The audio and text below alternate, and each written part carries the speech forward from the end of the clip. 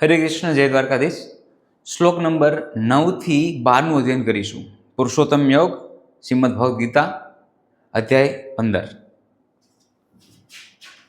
શ્રોતમ ચક્ષુઃ સ્પર્શનમ ચ રસનમ ધાણવેવ ચ અધિષ્ઠાય મનશ્ચાયમ વિષયાનુપસેવતે.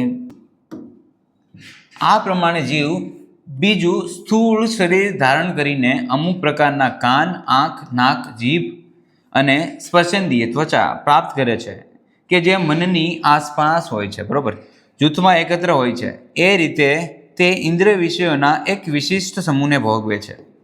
તો અહીંયા ભગવાન શ્રી કૃષ્ણ કહે છે, જ્યારે શરીર છે એ બદલે છે ત્યારે એને આ 5 ઇન્દ્રિયો મળે છે અને એ મનની આસપાસ ગોઠવાયેલી હોય છે. જેવો જેનો શરીર, ઓકે, કોઈ બિલાડી છે, કોઈ કૂતરો છે, કોઈ માછલી છે, કોઈ પક્ષી છે, પશુ છે, જેવું એનું શરીર મળશે એ રીતના એને 5 ઇન્દ્રિય મનની આસપાસ મળશે અને એ પ્રમાણે એ શરીરનો ભોગ કરશે, બરોબર. એવું ભગવાન શ્રી કૃષ્ણ અહીંયા વર્ણવે છે. ઇન્દ્રિયોના એક વિશિષ્ટ સમૂહને ભોગવે છે, અલગ અલગ શરીર ને અલગ અલગ સમૂહ, બરોબર. એને એ પ્રકારનું શરીર મળશે અને એ શરીરની અંદર મનની સાથે આસપાસ ઇન્દ્રિયો ગોઠવાયેલી છે અને એ સમૂહને ભોગવશે.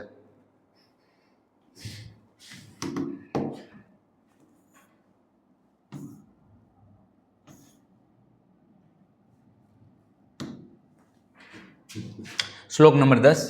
ઉત્ક્રામંતમ સ્થિતમ વાપી ભુક્જાનમ વા ગુણાન્વિતમ વિમૂઢા નાનુપશ્યંતિ પશ્યંતિ જ્ઞાન ચક્ષુષા. મૂર્ખ મનુષ્યો સમજી શકતા નથી. જે લોકો મૂર્ખ છે એ નથી સમજી શકતા. શું નથી સમજી શકતા? પોતાના શરીરને કેવી રીતના છોડી દે, તેમજ એ પણ સમજી શકતા નથી કે પ્રકૃતિના ગુણો પ્રભાવ હેઠળ તેઓ કેવા પ્રકારનું શરીર છે ભોગવે છે. પરંતુ જેની આંખો જ્ઞાનથી કેળવાયેલી હોય છે તે આ સર્વ જોઈ શકે છે. તો અહીંયા ભગવાન શ્રી કૃષ્ણ સમજાવે છે જે મૂર્ખ લોકો છે આ નહીં સમજી શકતા. જીવ કઈ રીતના આ શરીર છોડી દે છે અને કઈ રીતના બીજું શરીર પ્રાપ્ત કરે છે, અને એ પ્રાપ્ત કર્યા પછી એ ઇન્દ્રિયોનો સમૂહની સાથે એ શરીરનો, નવા શરીરનો જે ભોગ છે કઈ રીતના કરે છે, એને કઈ રીતના ભોગવે છે, એ પણ મૂઢ લોકો સમજી શકતા નથી, જે મૂર્ખ છે. પણ જેની આંખો જ્ઞાનથી કેળવાયેલી છે, દિવ્ય દ્રષ્ટિ, દિવ્ય ચક્ષુ છે, ઓકે, એવા લોકો, એવા મનુષ્યો એ સમજી શકે છે કે હકીકતમાં કઈ રીતના આ શરીરનો ત્યાગ થાય છે અને નવી જે શરીર મળે તેનો કઈ રીતના ભોગ થાય છે. એવું ભગવાન શ્રી કૃષ્ણ આપણે આ શ્લોકમાં સમજાવે છે. જોઈએ નેક્સ્ટ શ્લોક.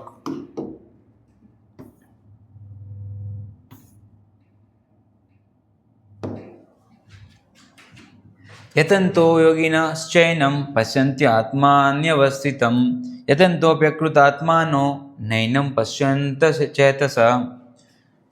તો આત્મ સાક્ષાત્કારમાં સ્થિત થયેલા, ઓકે, પ્રયત્નશીલ અધ્યાત્મવાદીઓ આ બધું સ્પષ્ટ રીતે જાણે છે, પરંતુ જેના મન વિકસિત થયેલા નથી અને જેઓ આત્મ સાક્ષાત્કારમાં સ્થિત થયેલા નથી તેઓ પ્રયત્ન કરવા છતાં પણ જોઈ શકતા નથી કે શું થઈ રહ્યું છે. તો અહીંયા ભગવાન શ્રી કૃષ્ણ સમજાવે છે કોણ લોકો સમજી શકે છે, તો કે આત્મ સાક્ષાત્કારમાં સ્થિત, જે આત્મ સાક્ષાત્કારમાં સ્થિત થયેલા છે અને ભગવાનની ભક્તિમાં લાગેલા છે, બરોબર. આધ્યાત્મવાદીઓ આ બધું સ્પષ્ટ રીતે જોઈ શકે છે, પરંતુ જેના મન વિકસિત નથી, જે લોકોના મન વિકસિત નથી અને જે આત્મ સાક્ષાત્કારમાં સ્થિત થયેલા નથી, આ બે વ્યક્તિઓ છે જે જાણતા નથી કે હકીકતમાં શું થઈ રહ્યું છે, કે આ શરીર કઈ રીતના ટ્રાન્સફોર્મ થઈ રહ્યું છે, મતલબ શરીરમાંથી, એક શરીરમાંથી બીજા શરીરની અંદર આત્મા કઈ રીતના ટ્રાન્સફર થઈ રહ્યો છે, એ જે મૂર્ખ લોકો છે સમજી શકતા નથી, બરોબર. આત્મ સાક્ષાત્કારમાં સ્થિત થયેલા નથી અને મન જેના વિકસિત નથી એવા લોકો સમજી શકતા નથી. જ્યારે આત્મ સાક્ષાત્કારમાં સ્થિત થયેલા છે અને પ્રયત્નશીલ, ઓકે, જે પ્રયત્નો કરી રહ્યા છે, જે અંડર પ્રોગ્રેસ છે, અંડર પ્રોસેસ છે, એવા લોકો સમજી શકે છે કે હકીકતમાં શું બની રહ્યું છે, શું થઈ રહ્યું છે. જોઈએ નેક્સ્ટ શ્લોક.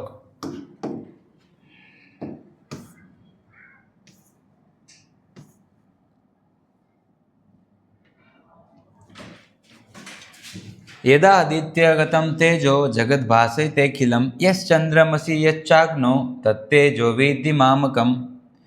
સૂર્યનું તેજ જે આ સમગ્ર વિશ્વના અંધકારને દૂર કરે છે તે મારા તરફથી જ આવે છે, અને ચંદ્રનું તેજ અને અગ્નિનું તેજ પણ મારાથી જ ઉત્પન્ન થાય છે.